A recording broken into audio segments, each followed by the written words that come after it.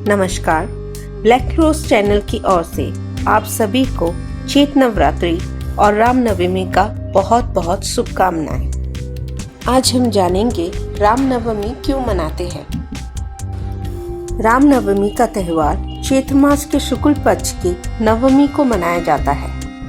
चैत नवरात्रि के समापन को रामनवमी कहते हैं। इस दिन भगवान विष्णु ने राम का अवतार लेकर जन्म लिया था। ऐसा माना जाता है कि हिंदू धर्म शास्त्रों के अनुसार त्रेता युग में रावण के अत्याचारों का विनाश करने के लिए भगवान विष्णु ने मृत्यु लोक में श्री राम के रूप में अवतार लिया था। भगवान राम विष्णु के 7वें अवतार माने जाते हैं। इस दिन पूरे विधि विधान से भगवान राम की पूजा करने से सभी मनोवांछित इच्छा पूरी होती है। रामनवमी के दिन ही गोस्वामी तुलसीदास जी ने रामचरितमानस की रचना आरंभ की थी। रामनवमी के दिन किसी पवित्र नदी जैसे गंगा यमुना में डुबकी लगाना एवं स्नान करना बड़ा ही शुभ माना जाता है। ऐसे करने से व्यक्ति के जीवन में सुख की प्राप्ति होती है। इसके अलावा इस दिन रामचरितमानस का पाठ करना भी शुभ है। हर साल रामनवमी के उपलक्ष्य में अयोध्या में राम मेले का भव्य आयोजन किया जाता है। त्रेता युग में जन्मे भगवान राम का उद्देश्य मानव मात्र का कल्याण करना था।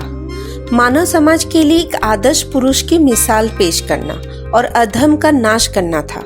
इसके साथ ही आदर्श कल्याणकारी समाज की स्थापना करना भी था। इस साल भगवान राम का जन्मोत्सव 30 मार्च को मनाया जाएगा। इस दिन किया गया एक उपाय जीवन के ढेरों कष्ट समस्याओं से निजात दिलाएगा। हिंदू धर्म शास्त्रों में भगवान राम की कृपा पाने और उन्हें प्रसन्न करने के लिए कई मंत्र और पाठ आदि के बारे में बताया गया है। उस पर भगवान राम की कृपा पाने के लिए उनके जन्मोत्सव का दिन सर्वश्रेष्ठ होता है। इस साल चैत्र शुक्ल की नवमी तिथि 30 मार्च को है। ये चैत नवरात्रि का आखिरी दिन होता है। इस दिन राम रक्षा स्तोत्र का पाठ करना बहुत शुभ देता है। इससे व्यक्ति के जीवन में आ रही सभी प्रकार की मुश्किलें दूर हो जाती है। इसके लिए जरूरी है कि विधि पूर्वक राम रक्षा स्तोत्र का पाठ किया जाए। इसके लिए रामनवमी की सुबह जल्दी स्नान करके भगवान राम की मूर्ति या तस्वीर के सामने घी का दीपक जलाए। फिर कुशा के आसन पर बैठ के पूरे भक्ति भाव से राम रक्षा स्तोत्र का पाठ करें। यदि खुद ये पाठ ना कर पाए तो किसी योग्य आचार्य से भी पाठ करवा सकते हैं। अब हम जानेंगे रामायण की 10 अनजानी बातें जो आपको जानना चाहिए।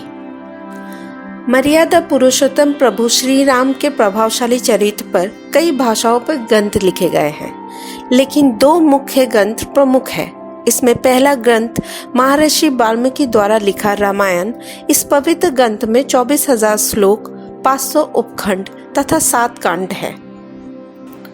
दूसरा ग्रंथ गोस्वामी तुलसीदास द्वारा रचित है, जिसका नाम श्री रामचरितमानस है, जिनमें महर्षि वाल्मीकि रामायण को सबसे सटीक और प्रामाणिक माना जाता है। लेकिन श्री राम के बारे में कुछ ऐसी बातें हैं जिनका विवरण श्री रामचरितमानस या अन्य रामायण में नहीं है, जिनका विस्तृत विवरण केवल वाल्मीकि कृत रामायण में है। आगे जानते हैं रामायण की वो 10 अनजानी बातें जो आपको जाननी है। रामायण के अनुसार राजा दशरथ ने पुत्र प्राप्ति के लिए पुत्रेष्टि यज्ञ करवाया था। इस यज्ञ को मुख्य रूप से ऋषि ऋष्यसिंह ने संपन्न किया था।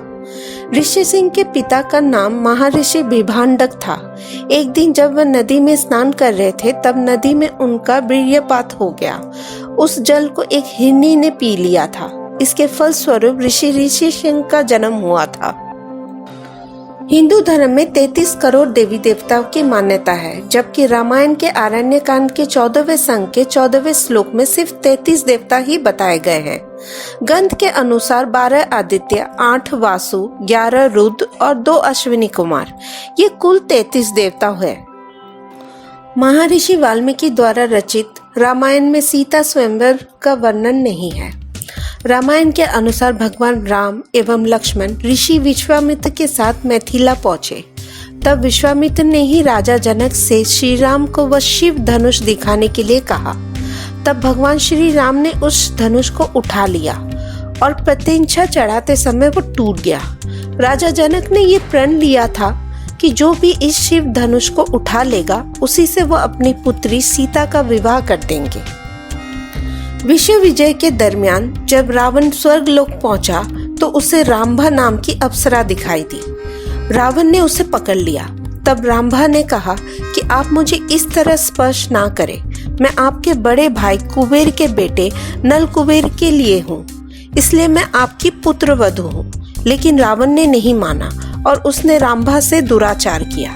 ये बात जब नल कुबेर को पता चली तो उसने रावण को श्राप दिया कि आज के बाद रावण बिना किसी स्त्री की इच्छा के उसे स्पर्श करेगा तो उसके सिर के 100 टुकड़े हो जाएंगे। जिस समय भगवान श्री राम वनवास गए थे उस समय उनकी आयु लगभग 27 वर्ष थी। राजा दशरथ श्री राम को वनवास नहीं भेजना चाहते थे, लेकिन वह वचनबद्ध थे। जब श्री राम को रोकने का कोई उपाय नहीं सूझा तो उन्होंने श्री राम से यह तक कह दिया था कि हे राम, तुम मुझे बंदी बनाकर स्वयं राजा बन जाओ।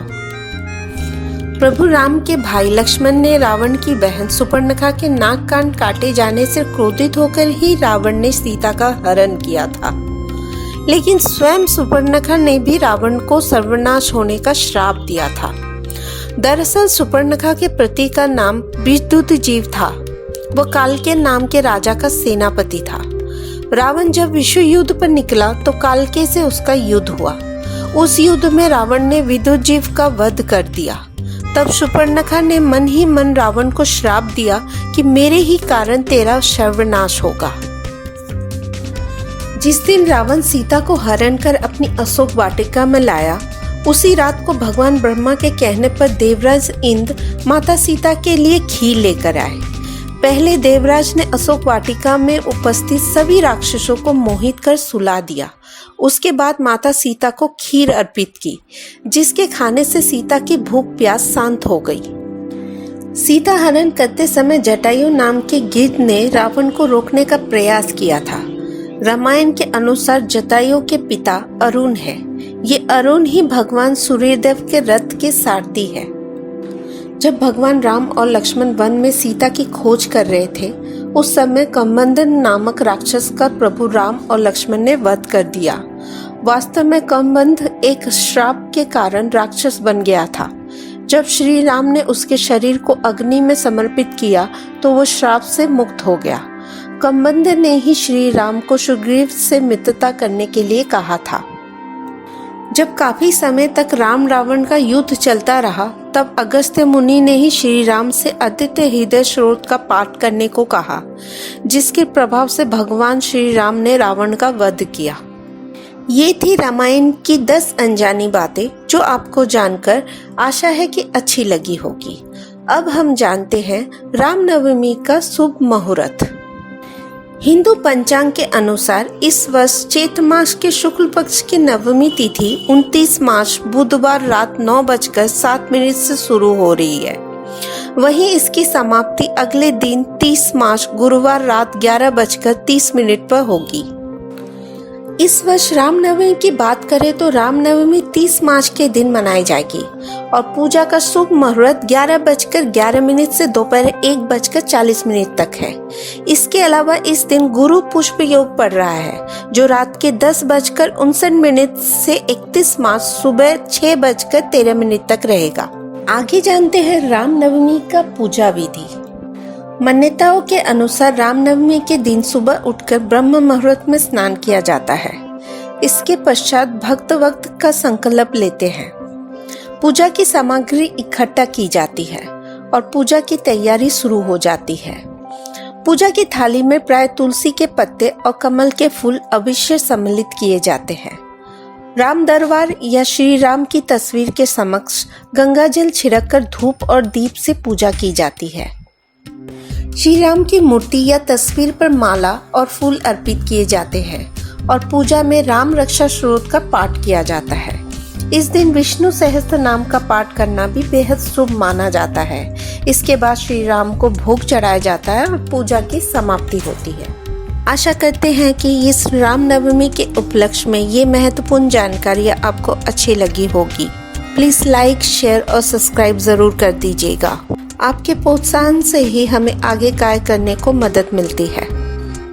अयोध्या जिनका धाम है, राम जिनका नाम है, मर्यादा पुरुषोत्तम वो राम है, जिनके चरणों में हमारा प्रणाम है। रामनवमी की आप सबको एक बार फिर से हार्दिक शुभकामनाएं। स्वस्थ रहिए, सावधान रहिए और सबको प्यार करते रहिए।